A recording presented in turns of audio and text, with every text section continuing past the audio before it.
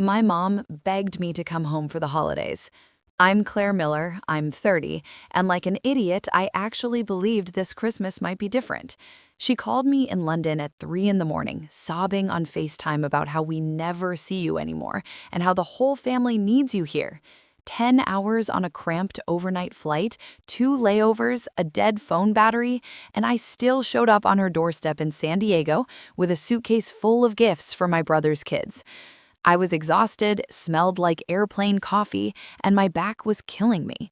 I rang the bell, my heart pounding a little, stupidly hoping she'd hug me the way she used to when I was a kid.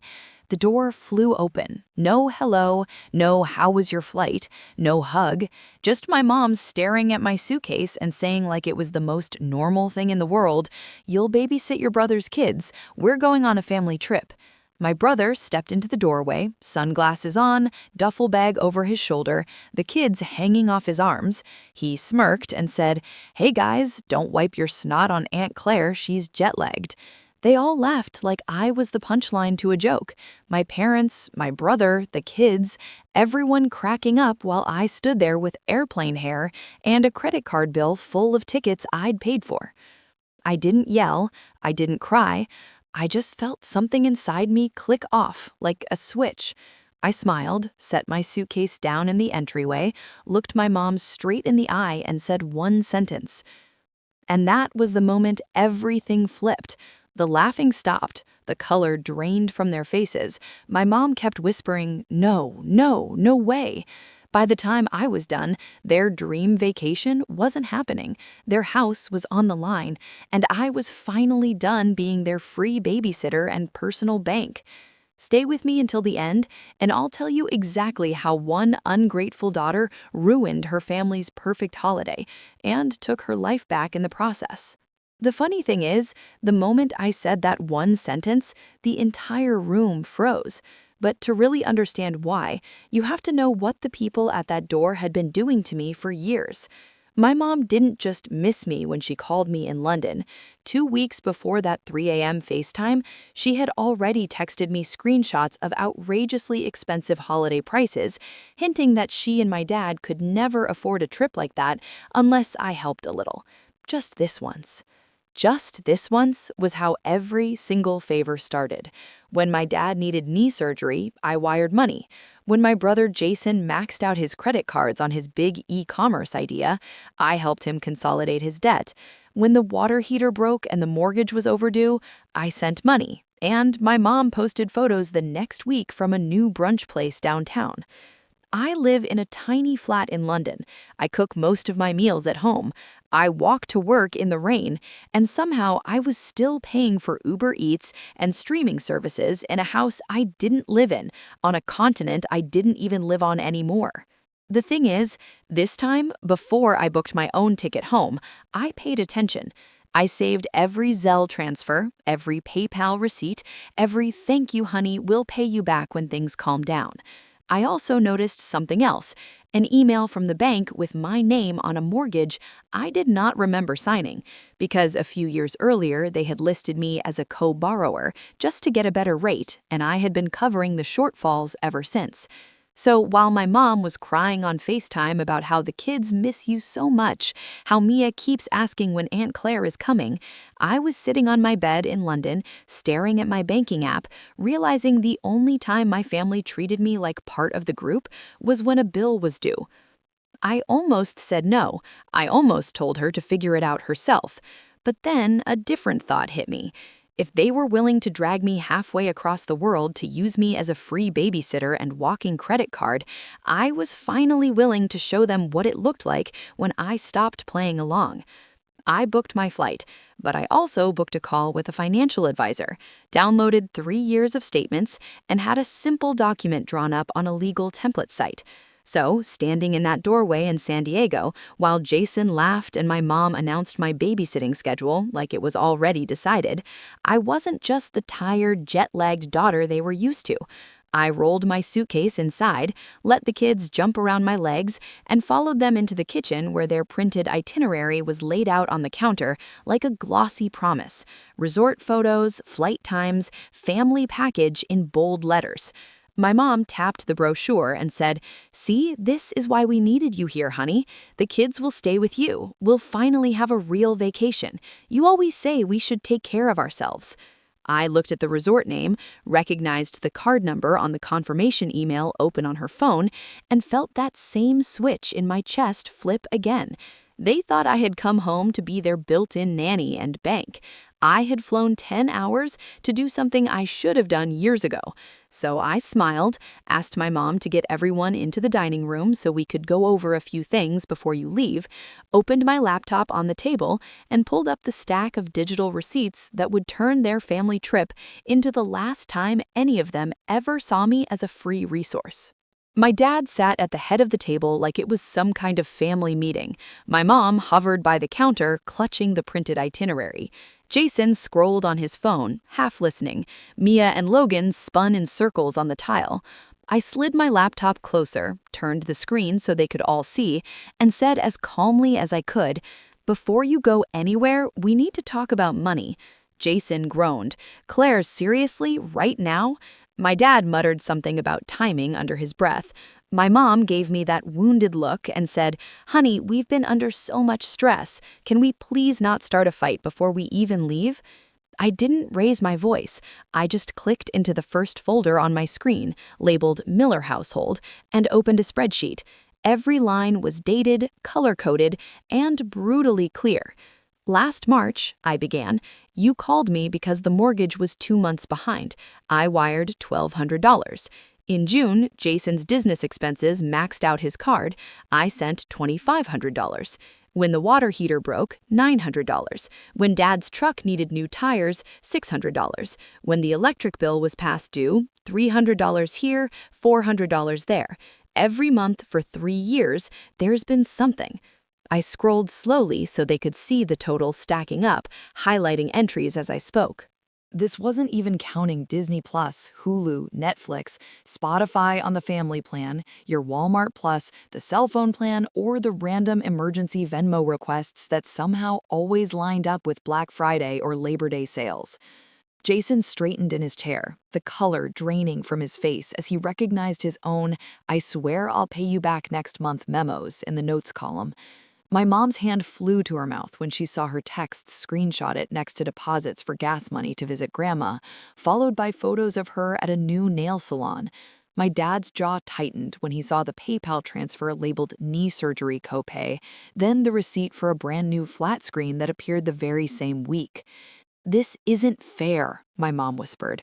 "You're making us look like bad people." I shook my head. "I'm not making you look like anything. I'm just showing you what actually happened." Then I scrolled to the bottom, to the row in bold. The total sat there, big and undeniable. "In the last 36 months," I said quietly, "I have sent this house just over $60,000. The room went dead silent. Jason blinked hard. My dad stared at the wall. My mom kept whispering, "No, that can't be right. That can't be right," like if she said it enough times, the math would change. I reached into my bag, pulled out a thin stack of printed pages, and slid them onto the table next to their itinerary for their dream resort. "This," I said, "is a simple agreement. It's not a lawsuit. It's not me taking you to court. It's just a record that all of you acknowledge you owe me this money and we'll start paying it back, even if it's slowly. $50 a month, 100, whatever." I tapped the papers. I had it drafted using a legal template. My advisor looked it over. All it says is that this, I tapped the 60,000 on the screen, was not a gift. My dad finally snapped out of his shock. "We are family," he barked. "You don't put family in debt like that. What, are you going to sue your own parents?" I met his eyes. Family doesn't hide a mortgage in their daughter's name and only call her when the payment's late. Family doesn't spend her money on vacations and brunch, then tell everyone she abandoned them. My mom flinched like I'd slapped her. Jason grabbed the pages, skimmed the first paragraph, and his voice cracked. "This is insane. I can't pay this back. None of us can." I leaned back in my chair. "I know, and I'm not expecting you to, not all at once. But I am done living in a world where you pretend you're the victims and I'm some selfish career girl overseas. If you ever tell a neighbor, a cousin, or Facebook that I left you with nothing, I will show them these numbers. I will show them every transfer, every bill I covered, every time you chose Starbucks over the electricity bill because you knew I'd bail you out. My mom shook her head over and over, whispering, "No, no, no way. You wouldn't do that, Claire. You wouldn't humiliate your own family." I shrugged. I'm not planning to, as long as you stop lying. Then I clicked to another tab, the one with their reservation confirmation. The familiar logo filled the screen, along with their names, dates, and a small note at the bottom showing the last 4 digits of the card on file. My card. And about that family trip you're so excited about, I added, my voice still calm, "You might want to sit down for this part." My dad frowned. "What are you talking about?" I pointed to the status line under the reservation number. "Canceled." 3 days ago, I called the resort and the airline, I said. Since the bookings were made with my card and my account, I had every right. The package has been refunded. The airline credits have been moved. So when I told you at the door that I wasn't babysitting while you went on vacation, I closed the laptop halfway, just enough to see all their faces at once. What I meant was there is no vacation anymore. Not without me, not without my money, not ever again on my dime. My dad lurched up from his chair when he saw the word canceled, like he could intimidate the screen into changing. "You had no right," he snapped. "Those are our tickets." I didn't even flinch. They were bought with my card, from my account, with my money. The right was all mine. He opened his mouth to argue, but I was already clicking to the next window. And that brings me to the house we're sitting in right now. On the screen was an email from the bank with both our names on it, Gary Miller and Claire Miller, co-borrowers. My dad stared at it, his face draining of color. My mom whispered, "Claire, please, not this. We told you it was just paperwork." I swallowed the familiar ache in my throat.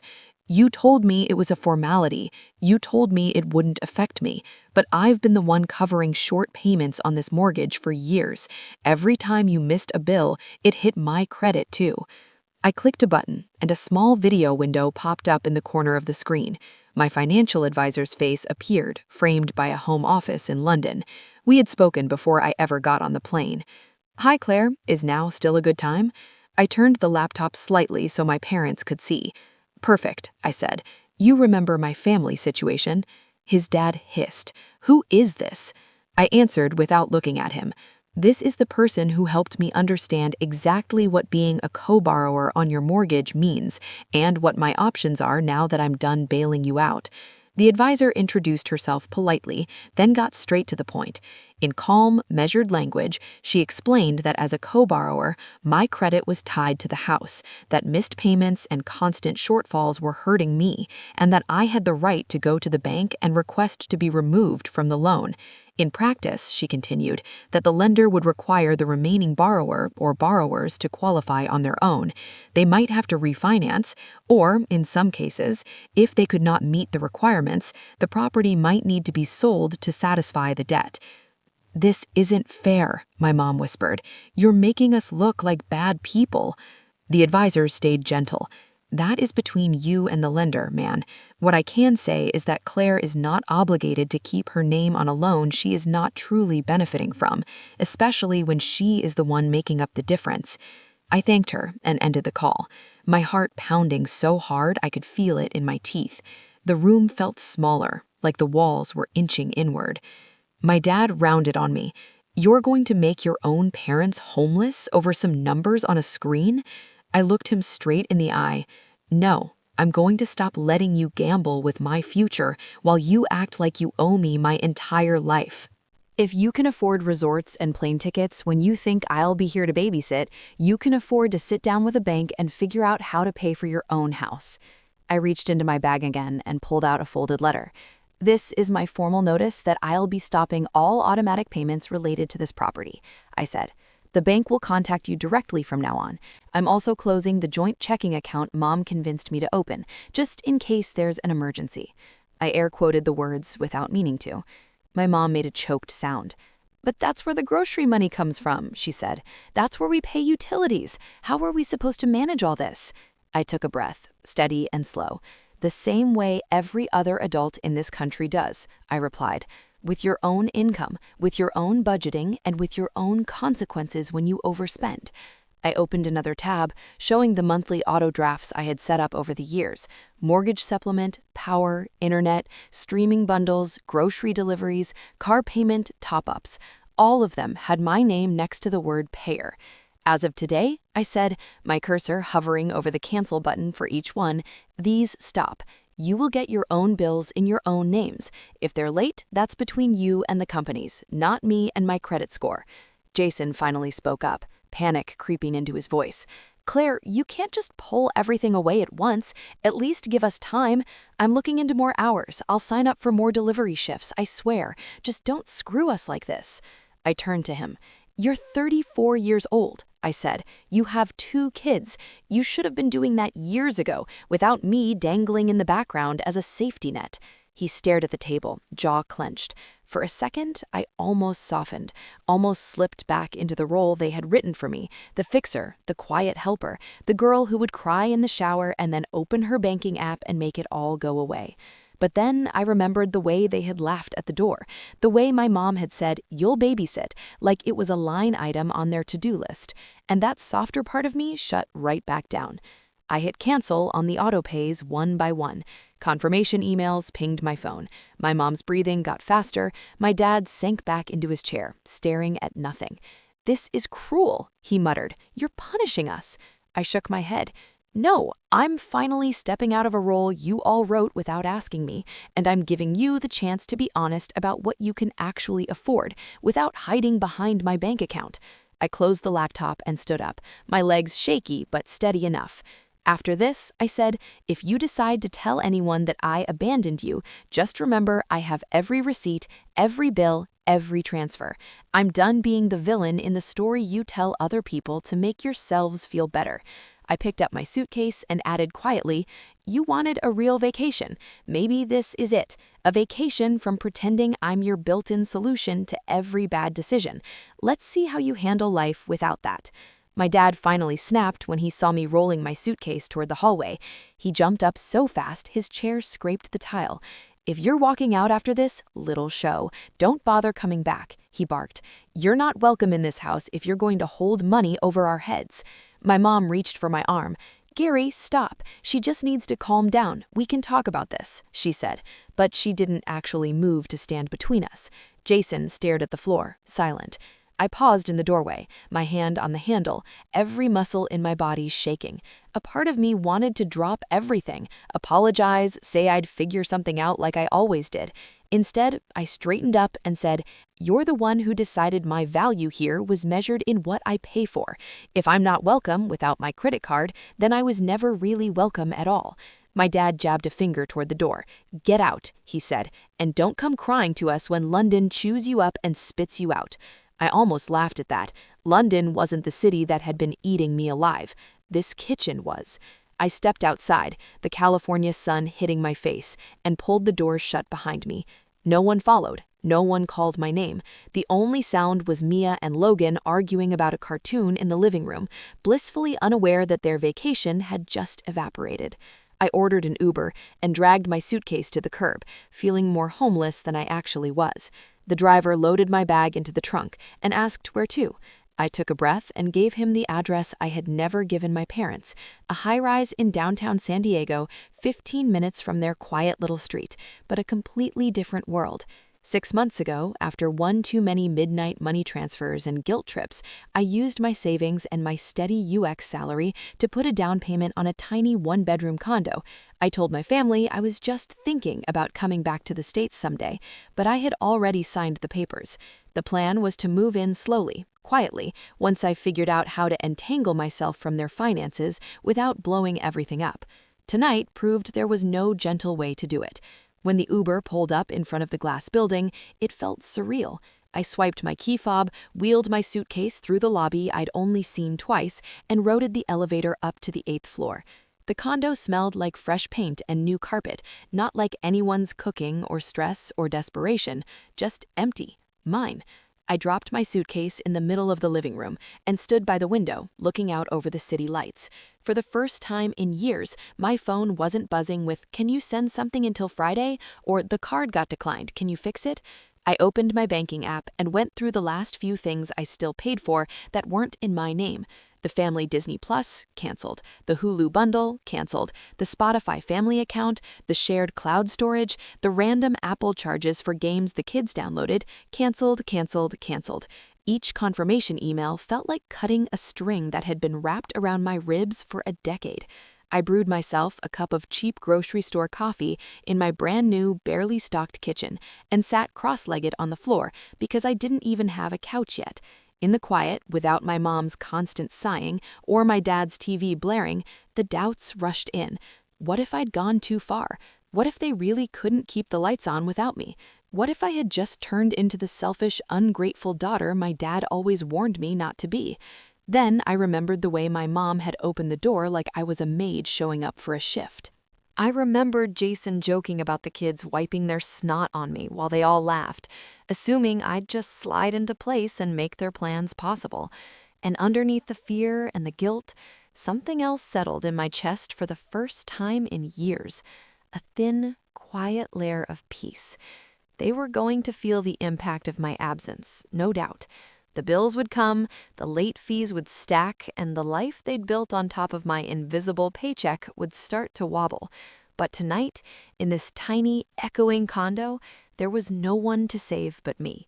I took a sip of coffee, opened my laptop again, and watched as the new emails began to roll in. From the bank, the utility companies, the streaming services, all of them confirming what I already knew. For the first time, my family was on their own.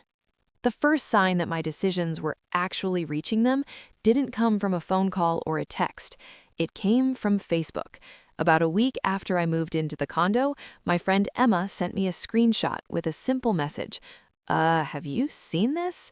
It was my dad's profile. His name right there above a long, dramatic status about how some kids forget who raised them the second they get a fancy job overseas, and how he and my mom had been left with nothing right before Christmas. He never used my name, but he didn't have to. Our daughter flew in from London and decided money was more important than blood, he had written. Pray for us. Underneath were comments from people who had known me since I was in braces. So sorry, Gary. That is awful. Kids these days do not understand family. You gave her everything, and this is how she repays you. One woman added, if she will not help, maybe set up a GoFundMe. We will share it. My stomach twisted like I had swallowed ice. He was doing exactly what I had warned him not to do, turning himself into the helpless victim and me into the cold-hearted villain, rewriting the entire story for an audience that had no idea how many times I had paid their bills in silence. For a minute, I paced my tiny living room, phone in my hand, fingers hovering over the call button. I almost drove back to that house, almost begged him to take it down, almost offered to reinstate one of the payments just to make the humiliations stop. The old version of me, the one trained to fix everything, was clawing at the inside of my chest. Then I pictured the spreadsheet on my laptop. I pictured the email tying my name to their mortgage, the stacks of transfers, the way my mom had looked past my face and straight at my suitcase when she opened the door, like I was a delivery driver dropping off a package. That image snapped me back.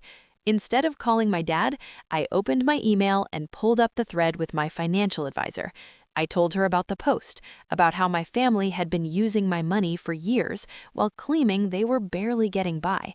And I asked one simple question: was there anything else I needed to do to protect myself now that I had cut them off?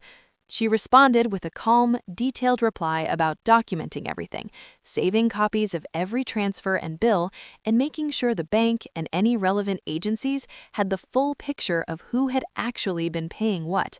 She mentioned that in situations like mine, where one person is unofficially propping up a household that is also receiving certain benefits or claiming hardship, it can be appropriate to ask for things to be reviewed, just to make sure everything is above board. I didn't need a step-by-step manual. I just needed to know I wasn't crazy for thinking something was off.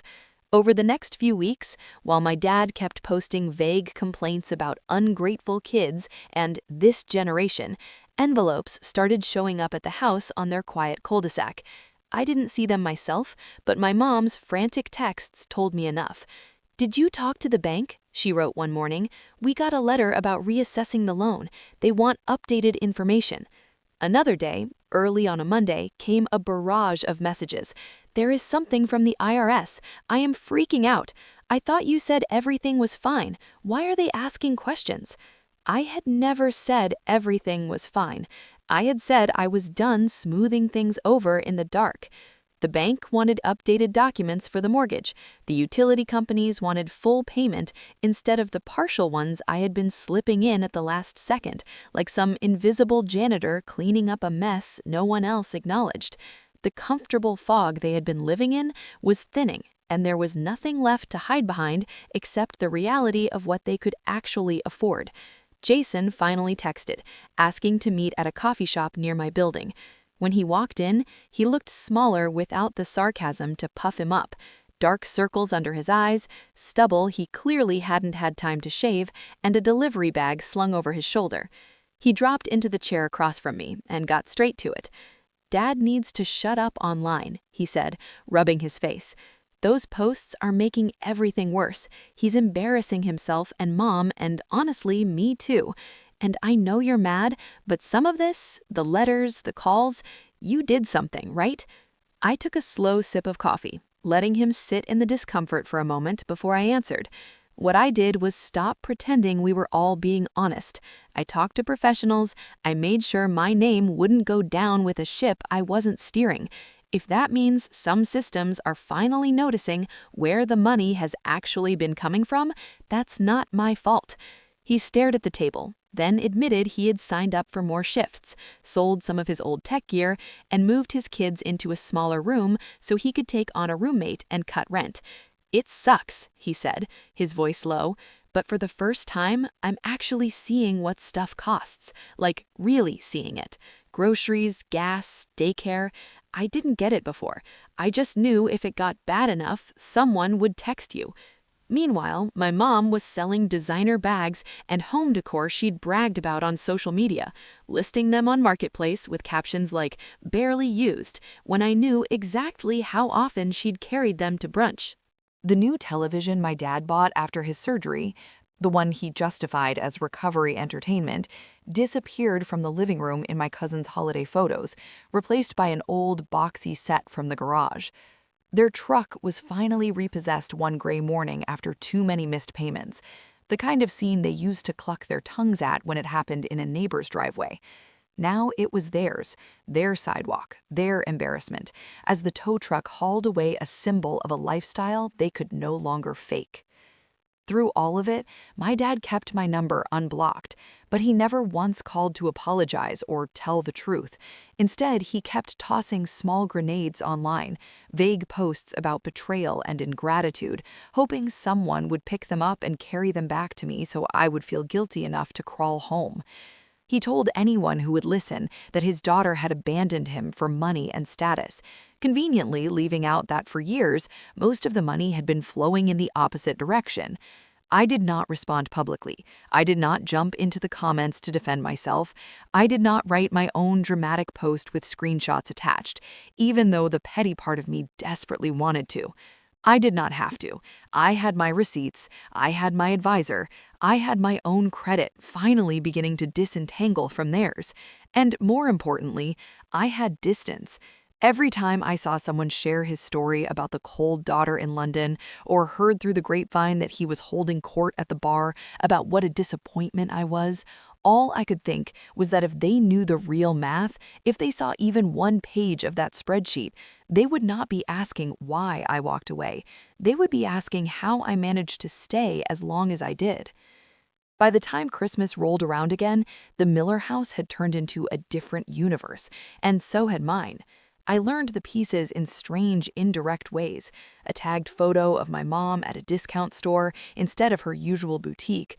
a grainy picture of Jason's kids in a small apartment instead of my parents' backyard, comments from mutual friends asking if everything was okay. I didn't reach out. I focused on my job in San Diego, on building my portfolio, on decorating my condo one paycheck at a time. I bought a secondhand couch, a fake tree for the corner, and strung up cheap fairy lights that made the place feel warmer than it had any right to be. Then, one rainy Tuesday in December, someone knocked on my door. When I checked the peephole, my stomach dropped. It was my mom. She looked smaller somehow. No full face of makeup, no carefully styled hair, just a tired woman clutching a reusable grocery bag to her chest like a shield. I let her in, my heart pounding. She stood in the middle of my little living room and turned in a slow circle, taking in the couch, the view, the tiny Christmas tree with 3 mismatched ornaments. "I didn't know it looked like this," she said softly. "I always pictured you in something bigger, fancier." I shrugged. "This is what I can afford without paying for 2 households." She winced, as if the words physically hurt. Then she opened the bag and pulled out an envelope. Inside was a check. Not for 60,000, not even close, but it was something. "It's from selling things," she said quickly, eyes shining. "Bags, some jewelry, that coffee table you hated, and I've been picking up extra shifts at the office. It's not much, but it's a start. I told Jason we can't pretend it was all a misunderstanding anymore." For a second, I just stared at the check. It wasn't about the amount. It was about my mother, who had spent years acting like my money grew on trees, standing in my small, very human-sized living room and admitting out loud that she had treated me like an ATM. She sat down on the edge of the couch and started crying. Not the manipulative, loud sobbing from the 3 a.m. FaceTime call, quiet, broken little sounds. "Your father still says you betrayed us. He tells everyone you turned on your family because you think you're better than us. But I can't keep saying it. Not after seeing those papers. Not after the bank letters. We did use you. I did." I sat next to her, leaving space between us. "I'm not asking you to hate him," I said. "I'm asking you to stop letting him rewrite what happened just so he doesn't have to feel guilty." She nodded, wiping her face. "Jason's working, like really working, driving late nights, doing warehouse shifts. He moved into a smaller place. The kids share a room now, but at least it's a place he pays for himself. He wanted me to tell you thank you for the spreadsheet." I actually laughed at that, a short, surprised sound. I didn't make that for him. I made it for me. She looked at me carefully. "Do you think someday we could have a Christmas where you come over and it's just dinner? No money talk, no hidden bills, just us?" My throat tightened. "Maybe, but that only happens if everyone in that house understands I'm not their safety net anymore. If I come, it's because I want to, not because there's a payment due." She nodded, stood up, and hugged me. A real hug this time, the kind I'd been chasing for years. When she left, I slipped the check into a drawer. I didn't cash it right away. I just needed to know that for once, the flow of money was pointing in the opposite direction. As for my dad, the last thing I saw from him was another vague post about family turning their backs. I muted him, then finally blocked his profile and his number. It felt less like slamming a door and more like closing a wound that refused to heal. That Christmas Eve, I sat alone on my couch, tree lights blinking, a cheap mug of hot chocolate in my hands, and for the first time in my life, I didn't feel obligated to be anywhere else. No flights, no babysitting schedule, no emergency transfers, just quiet, just mine. Here's what I learned. Family doesn't stop being family just because you say no. The people who truly love you will eventually adjust to your boundaries. The ones who were only there for what you could provide will call you selfish the moment you stop bleeding for them. It hurts, it's lonely, but sometimes distance is the only way to stop drowning in someone else's bad decisions. So let me ask you this. If the people draining your bank account and your sanity share your last name, would you keep paying the price just to be called loyal? Or would you walk away like I did and finally give yourself permission to be your own family first?